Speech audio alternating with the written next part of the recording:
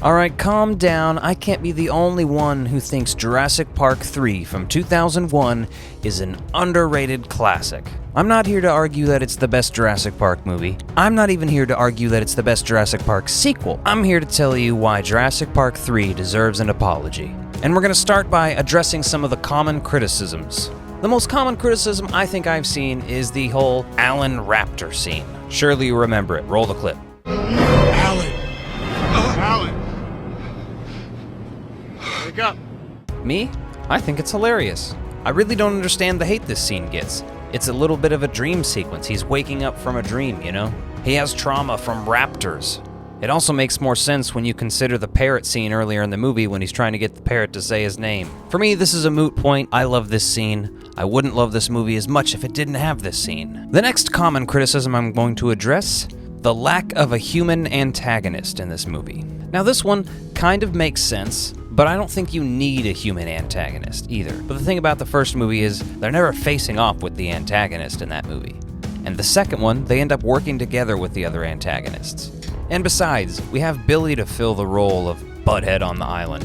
The next common criticism is that it's not based on a book, and it's the first in the franchise not to be based on a book. But it still features scenes from the books that weren't in the other movies. Both the cage and the riverboat sequence came from the books.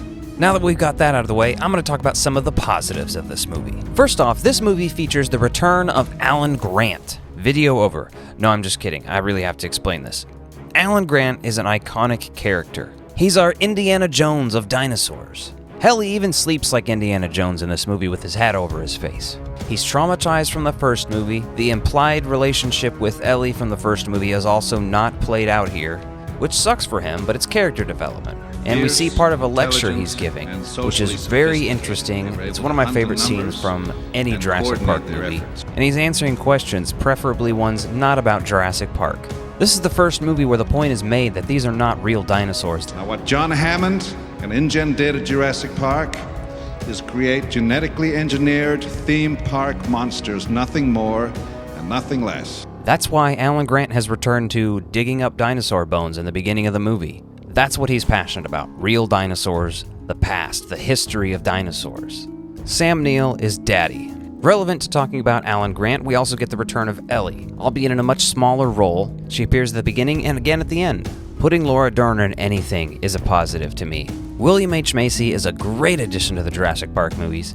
He's just like this quirky, basic dad character, although he's also lying and manipulative. He says it's a bad idea! He's there on the island with his estranged wife, Amanda, who is a character everyone seems to hate, and I understand that. These are all tied together, but the special effects, the sound design, and the dinosaurs, they look great. This is a perfect mix of practical and CGI. This is a thing I advocate for in a lot of my videos, because I watch a lot of movies from the late 90s and early 2000s when they were doing this a lot. You had huge puppets, and you also had CGI dinosaurs running around. For the Spinosaurus, they had a practical effect that was 25 feet high, 40 feet long, and it ran on hydraulics so that they could actually use it in the water scene. For the sound design of the Spino, they allegedly used a lion, an alligator, a bear cub, and a bird caw, all manipulated together, stretched, pitched, you know, whatever you gotta do. It's iconic. I love the Spinosaurus. It is a great addition to these movies.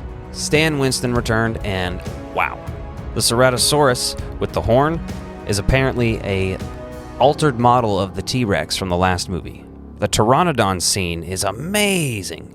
This thing is creepy when they're crossing that bridge through the fog. You hear him start walking closer and he shows up. It's spooky, and we finally got this scene, which leads us to the end scene. It's beautiful. They fly away. They escape the island. The raptors are quite different in this movie.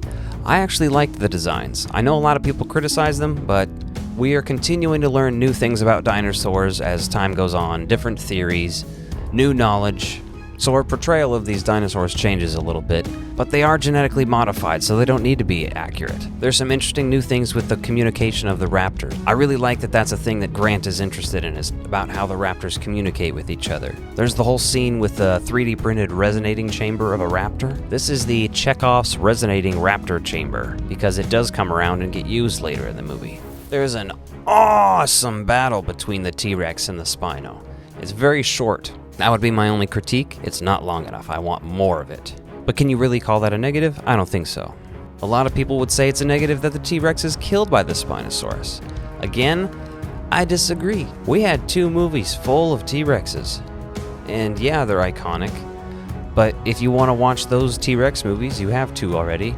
And now you have 3 more. I mentioned sound design before, the satellite phone ringing. That whole plot with the Spinosaurus swallowing it and then crapping it out. This is the kind of humor you really want in Jurassic Park because it's funny, but it has real-life relatable humor in that sense. So as we mentioned before, there's a ton of dinosaurs. A lot of their looks have evolved. A lot of the sound design is new because there's new dinosaurs. The iconic sounds of the raptor and the T-Rex and stuff like that, those are mostly the same. Brachiosaurus, etc. But the dinosaurs are most colorful in this movie, and I think that's one of my biggest takeaways. And now, let's talk about some of the negatives. I don't have many, so this won't take long. Somehow, Billy! Return. Billy somehow survives being carried off by a pteranodon. That's definitely a negative just because it's weirdly unrealistic for this universe. I get it, they wanted to give this character sort of redemption. At the same time, he already had his redemption when he sacrificed himself to save them. So I don't think it was entirely necessary to bring this character back at the end of the movie for survival. It's kind of like, what? Alright, whatever, I guess. Okay, I will give you them yelling Eric over and over and over and over is really annoying. Are you all right? Thing is safe. We tell you. Eric! Eric!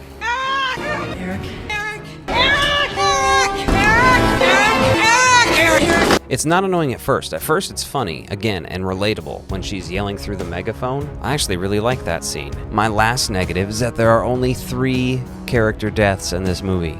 And they're all the unlikable mercenaries. This is why Billy's death was integral. He earned that death. Cooper's is the funniest though, especially if you were ever a member of Jurassic Park Raptor posting on Facebook. You know the Cooper memes. That's Cooper! If Jurassic Park is a perfect 5 out of 5, The Lost World is a 4 out of 5, and Jurassic Park 3 is a 3.5 out of 5 hearts for me, and you need to apologize. If you like this video, be sure to check out this one and hit that subscribe button. Thanks for watching.